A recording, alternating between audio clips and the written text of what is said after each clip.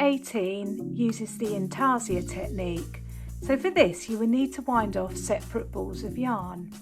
If we look at the chart, you can see that there are 2 sections using coral and 1 section using garnet.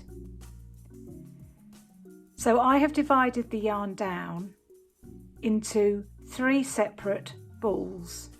Now I've wound my coral onto bobbins, but you don't need to do that. You don't need to use yarn bobbins particularly for this. I just find it more useful to have them wound onto bobbins when I knit intarsia. They are quite big sections, so if you are going to wind off bobbins, just make sure that you fill them right up so that you don't run out of yarn. I'm keeping the garnet yarn, however, as a ball.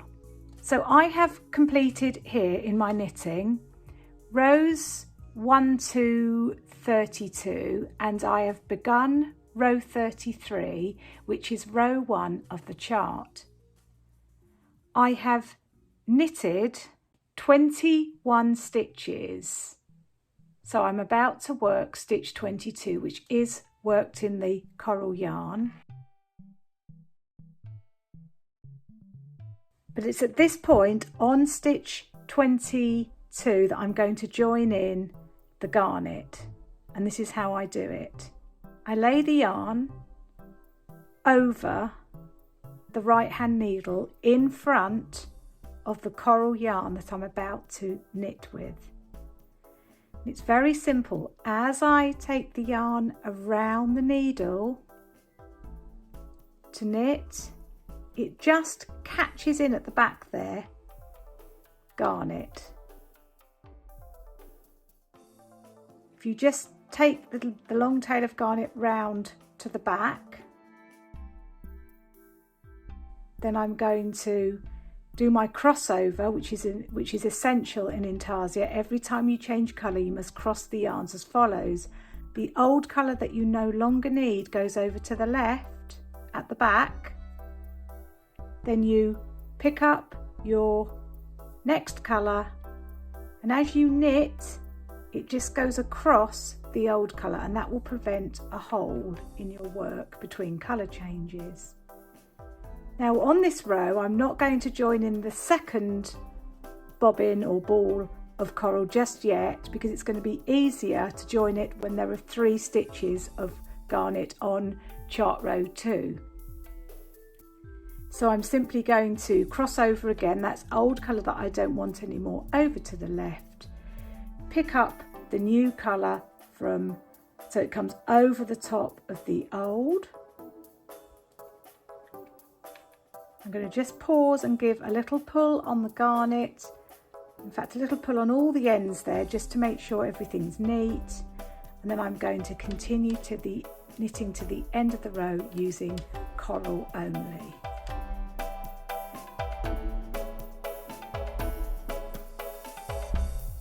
So before beginning chart row 2, let's just take a look at what's happening. There are 2 less coral stitches, one on either side of the garnet, and the 1 stitch of garnet is now at 3 stitches. I'm going to turn the work to begin chart row 2. But on this row I am going to join in the second bobbin or ball of coral yarn, and I'll show you how I'm going to do this in just one moment.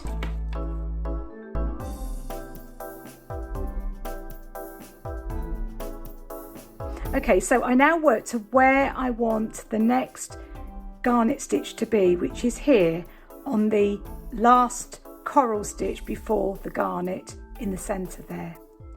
So I'm changing colour, and to change colour on a purl row, I put my right needle into the stitch ready to purl. I take my old colour that I don't want anymore, and I just put that over to the left, keeping it on the wrong side of the work at the back. This means then that I pick up the new colour, the garnet, from underneath, and it crosses the old colour. That's enough to stop any gap. Okay, so I just work that stitch now. Because garnet has come out towards the right and against the direction of the knitting, this stitch here could be loose if I don't take this slack out of it. So what I'm going to do, I'm going to put these two stitches here very close together and then pull on the garnet yarn to get rid of any slack that's there before proceeding to work the second stitch. And then on the third stitch, remember that we need to introduce now the second bobbin of coral. So to do this on a purl row, I put my needle into the next stitch ready to purl, lay the new yarn across the right hand needle in front of the working yarn, which is the garnet, so that as I purl, the coral holds in. It's only loose. If I pull that, it will become loose and come away, but if you pull the garnet nice and tightly, it will be secure enough to hold. Okay, now I'm changing colour. This is where I've got to be careful because I'm changing to my second bobbin now of coral. So before I pick up the coral, it's the old colour, which is now garnet, over to the left, the new ball or bobbin of coral, so it comes over the top, and then again I'm just going to stop and just pull tightly on all the ends there, just a little pull on them all just to make sure everything's neat. I can adjust that again at the end of the row, and I pull tightly on that first stitch after the colour change, but also on the second stitch, because it's that second stitch that can become loose, and in turn that can loosen up the stitch that's next to the colour change. Then I can just continue to the end of the row using coral only.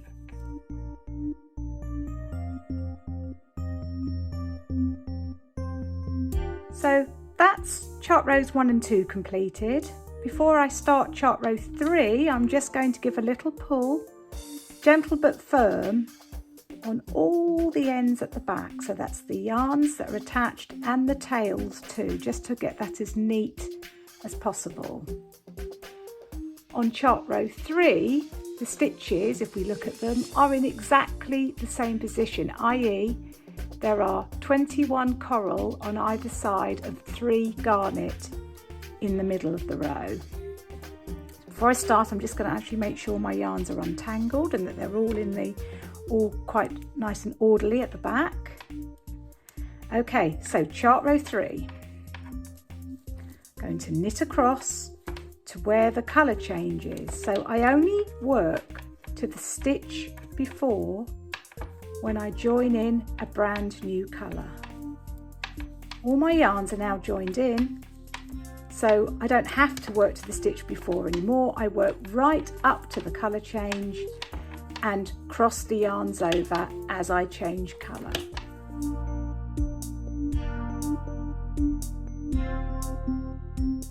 Okay, so work up to the colour change, needle into the next stitch ready to knit. Old colour over to the left, keeping it on the wrong side of the work.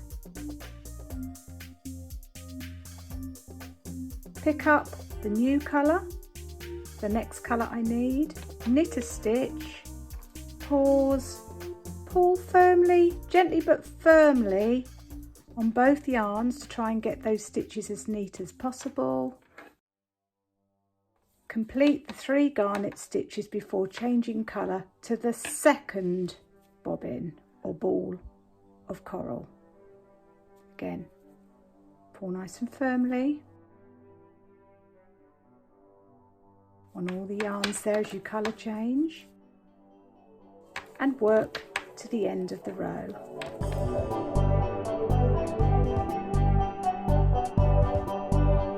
Okay, so let's take a look there at 3 rows now completed. So again, before I begin the next row, I just give a little pull, gentle but firm, on all the yarns. Now the tails shouldn't need to be tightened anymore, but the balls of yarn, 2 of coral, 1 of garnet will just all need to be just pulled around this section, any that are there, just to tidy that up and make it as neat as possible. So on to chart row 4. Now on this row, if we look at the chart, there are 5 stitches in garnet in the centre. So there's 1 stitch of coral less on each side. So that means that we have to work 20 stitches of coral, and then we will be ready to change colour. So we're at the point now where we need to change colour to garnet. So it's needle into the next stitch, the old colour that we don't need anymore, over to the left, which means we pick up the new colour garnet from underneath, so it crosses over with the old colour. And I'm going to hold the 2 stitches, the next one from the left needle and the one I've just worked, close together, and pull any slack that's in the garnet yarn at the back of the work. Then I'm going to carry on knitting the garnet stitches, and I'm going to knit next the next garnet stitch. So it's 1 knitting across the top of 1 of the previous orange stitches, and at this point all I need to do is pull on the orange, pull on the garnet, so that stitch, the stitch below the orange stitch, is neat. Take the old colour, the garnet, over to the left, pick up the other ball of coral, purl, and then pull just firmly on both the yarns that you've crossed over. So that's the garnet and the coral, just making sure that they're nice and neat. And again, I pull again firmly on that second stitch of coral after the colour change, because that will help this stitch to sit really, really neat. And then we continue to the end of the row.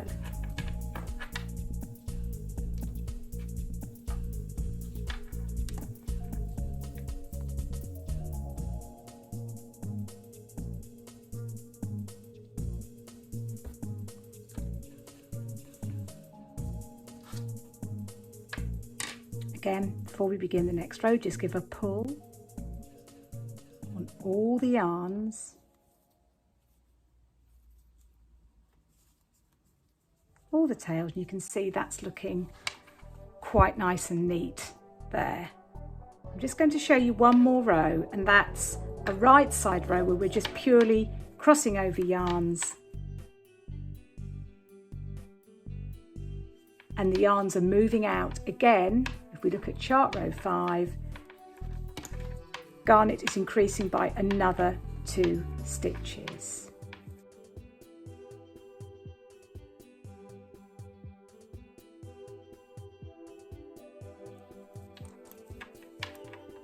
Okay, so this next stitch here is going to be garnet. So it's old colour over to the left, keeping it on the wrong side of the work.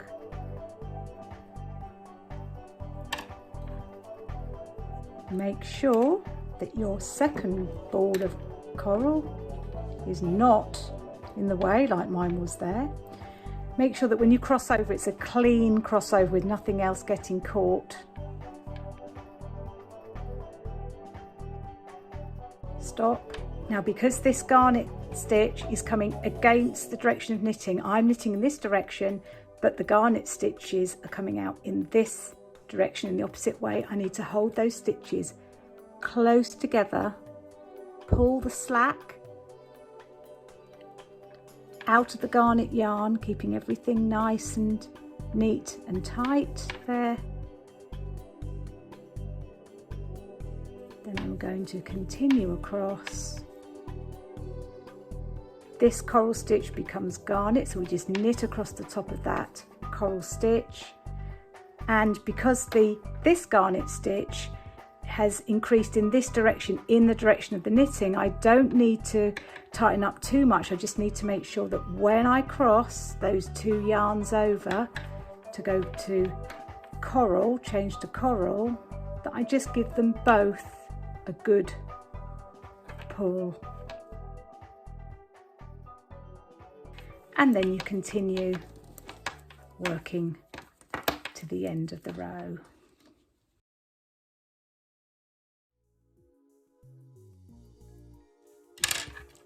Okay, so that's 5 rows completed.